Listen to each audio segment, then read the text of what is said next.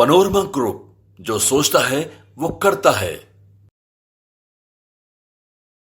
नमस्कार दर्शकों, एक बार फिर से आप सभी का बहुत बहुत स्वागत है। यू टर्न विशेष में प्रश्न बहुत सारे हैं और जवाब भी लेना बेहद जरूरी है। मन में उत्सुकता आप लोगों की भी चल रही होगी कि भाई अब क्या होगा।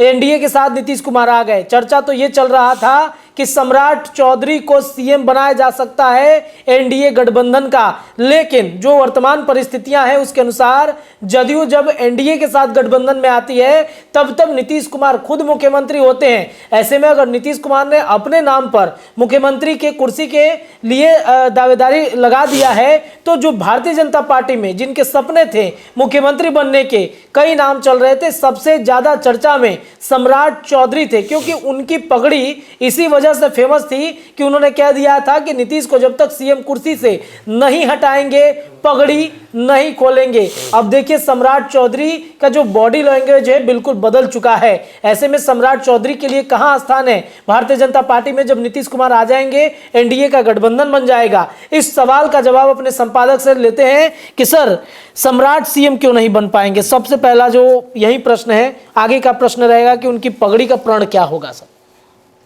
सम्राट चौधरी को तो सीएम बनना था, ये चर्चा तो चल रही थी जी, लेकिन सम्राट चौधरी को सीएम बनने में सबसे बड़ी जो अड़चन है जी, वो है कि चुनाव नहीं हुआ। चुनाव होता तो कुछ रास्ता निकल पाता। देखिए बहुत सारे लोग बहुत सारी बात कहेंगे कि सम्राट चौधरी बहुत बड़बोले हैं, बहुत ज़्यादा अग्रेसिव है, इसलिए उनको नहीं बनना चाहिए, बनेगा सीएम। नीतीश कुमार का पर्सनल एनिमिटी है, नीतीश नहीं चाहेंगे उनको सीएम बनने देना।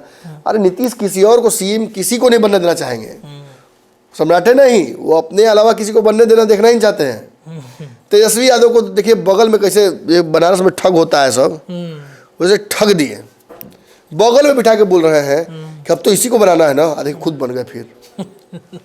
अब ये धोखा चाचा का दिया हुआ, देखिए चाचा लोग धोखा देवे करते हैं, मतलब धोखा देते हैं या लगता है कि धोखा दे रहे हैं। अब बगल में चिराग पासवान है, उनके भी चाचा यही किए, धोखा दे दिए। अब एक ही घर में दोनों आदमी है, फिर भी मैंने मनमुटाव तो ही है जी। सम्राट चौधरी जिस जाति से आते हैं उस जाति का वोट बैंक बिहार में अच्छा खासा है।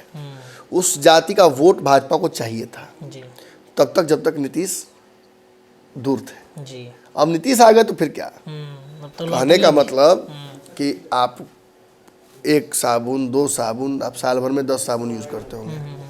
अब एक डब्बा साबुन आपको दे दिया जाए तो बड़का कैनिस्टर, तो आप साबुन लेने कहाँ जाइएगा बाहर, वो तो पड़ा हुआ है पूरा साबुन में आपको मिल गया है 2-3 साल का, जब मतलब तब चाहे लेके यूज कर सकते। यही बात है कि अब जब नीतीश से आ गए, फ्रेंचाइजे मिल गया, तो छिटपुट एगो दूगो खरीदने का जरूरत क्या है। आरसीपी सिंह का क्या होगा, उपेंद्र कुशवाहा का क्या होगा, सम्राट चौधरी का क्या होगा, ये संशय बन गया जी। एक बात मैं आपसे स्पष्ट बोल दूं, सम्राट चौधरी सरकार में मुख्यमंत्री तो नहीं बन रहे हैं, तो बनेंगे क्या, डिप्टी सीएम। डिप्टी सीएम वाला नेगोशिएशन भी बड़ा मुश्किल है।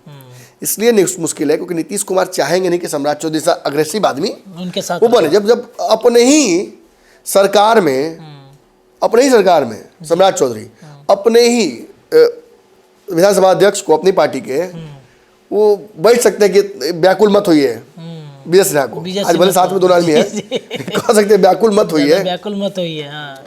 तो फिर नीतीश कुमार के साथ क्या नहीं हो जाएगा। आपको पता होगा नीतीश कुमार हुआ है जी, हुआ सदन के अंदर में, हुआ कितना बड़ा, बिल्कुल हुआ है, बहुत कुछ हुआ, सदन की गरिमा और क्या क्या पता नहीं बोला था उन्होंने। तो ये समझ लीजिए कि ये पटना मुश्किल थोड़ा सा है। हालांकि राजनीति में सब कुछ हो सकता है जी। कल तो सर राजभवन में बात कर रहे थे ऐसे झुझू के पता नहीं क्या समझा। एक और बात है, लवकुश समीकरण के किसी नेता को नीतीश कुमार आगे बढ़ता नहीं देख सकते हैं। अच्छा, इसलिए भी डिप्टी सीएम भी बनना मुझे लगता है कि उचित नहीं होगा सम्राट चौधरी का। सम्राट चौधरी को मैं बिहार सरकार में मंत्री देख रहा हूँ, उसमें तो कोई दो राय नहीं है। अब तक जितने भी अध्यक्ष थे उनको कुछ ना कुछ मिला है, खाली वो सब संजय जायसवाल को छोड़कर, तो भी पूर्व में उनकी राजनीति रही है उस तरीके की।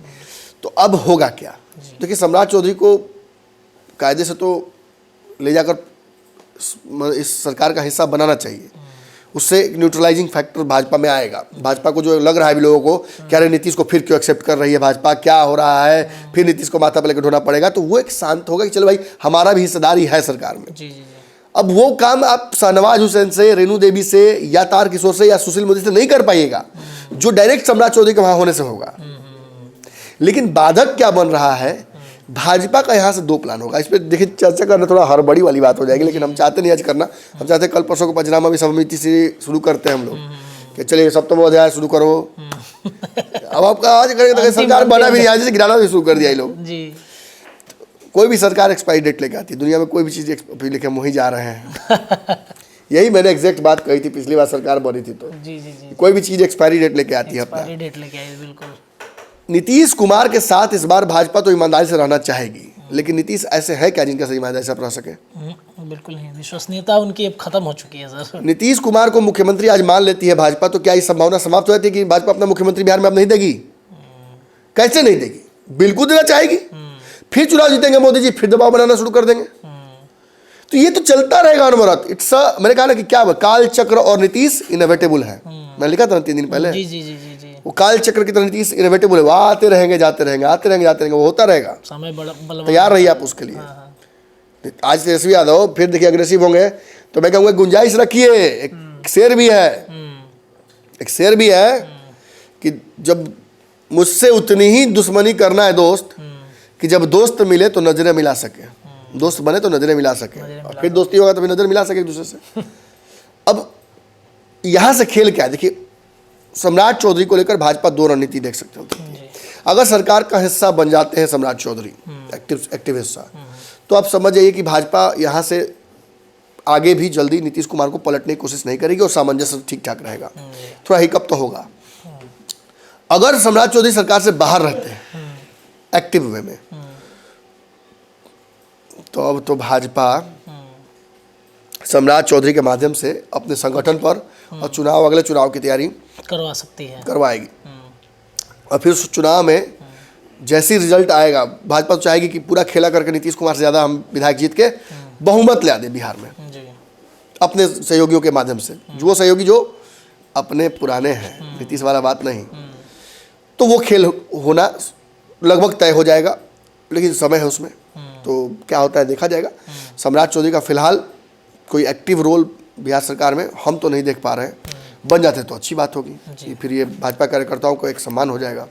क्योंकि सम्राट चौधरी देखिए, जहाँ एक तरफ एग्रेसिव आप उनको मानते हैं, वही मैं मानता हूँ कि सम्राट चौधरी बहुत सहज रहते हैं अपने कार्यकर्ताओं के साथ। जी जी। कैसे हो बाबू, क्या है बाबू, वो यही बात मैं कह रहा हूँ तो बहुत लोग लगे कि भाई लगे हम किसी का बड़ाई करने।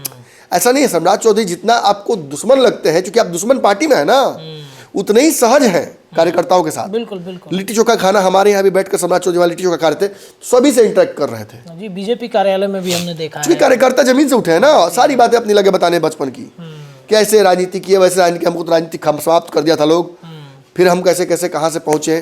पिताजी के कार्यक्रम में भी मैं देखा उस तरह सहजता थी उनमें, तो वो है।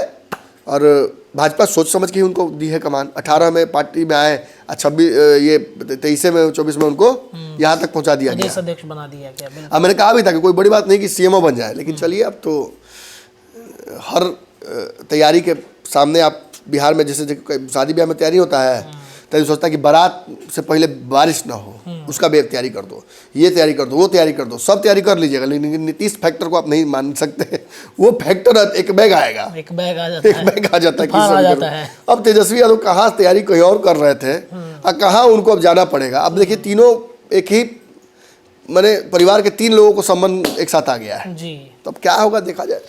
चलिए, तो सम्राट चौधरी को लेकर के जो कौतूहल चल रहा था आप सभी दर्शकों के भी मन में कि क्या होगा सम्राट चौधरी का, क्योंकि एक बड़ा चेहरा सम्राट चौधरी बिहार के लिए बन रहे थे। पगड़ी वाला प्रण जो उनका था वो आप भूल जाइए। जी। राजनीति में ये सब चीजें बस कही जाती हैं, इसका कोई मतलब नहीं होता है। प्रण ही रह जाएगा, प्रण खत्म हो जाएगा, हो गया प्रण खत्म। उनको वापस बुलाने तक ही प्रण था। असहजता तो चेहरे पे सम्राट चौधरी का ही नहीं गई थी उस दिन, जब यहाँ से गए थे तो खुशी खुशी गए थे। प्लेन में पता नहीं किसी जगह ऐसा क्या बोल दिए, मुंह लटक गया, बेचारे लटक गया। कल सुबह तक वो नीतीश कुमार पर हमला कर रहे थे, अब चुप है बेचारे, अब क्या करें, रंग बदल के कपड़े पहनते हैं क्या। चलिए, तो सम्राट चौधरी को लेकर के जो प्रश्न उठ रहे थे आप सभी दर्शकों के मन में, और जो पगड़ी वाला उनका प्रण है उस पर भी जवाब मिल चुका है कि प्रण राजनीति में कुछ नहीं होता है। जैसे भारतीय जनता पार्टी ने आपने देखा किस तरीके से नीतीश के लिए दरवाजे खोल दिए, शायद ये पगड़ी भी मुझे लगता है एक तरफ खुल जाएगा सम्राट चौधरी का। ना, पगड़ी नहीं खोलेंगे। चलिए, तो देखते रहिए विशेष यू टर्न। ऐसे ही प्रश्न और भी हैं आप सभी दर्शकों के लिए, जुड़े रहिए भारत लाइव के साथ। धन्यवाद। पनोरमा ग्रुप, जो सोचता है वो करता है। अगर ये वीडियो पसंद आई और वह बिहार के राजनीति और बिहारियत से सरोकार रखेनी तो सब्सक्राइब बटन दबा के चैनल के सब्सक्राइब कर ली। ओजे एगो घंटी बा, ओकरा बटन दबा देला से कुल सटीक और मारक खबर रुआ मुफ्त में मिल जाई। अगर रुआ पत्रकारिता के हमनी के नया प्रयोग में सहयोग कर चाहतानी तो ज्वाइन बटन दबा दी। पेटीएम नंबर नोट कर ली 9386816700। धन्यवाद।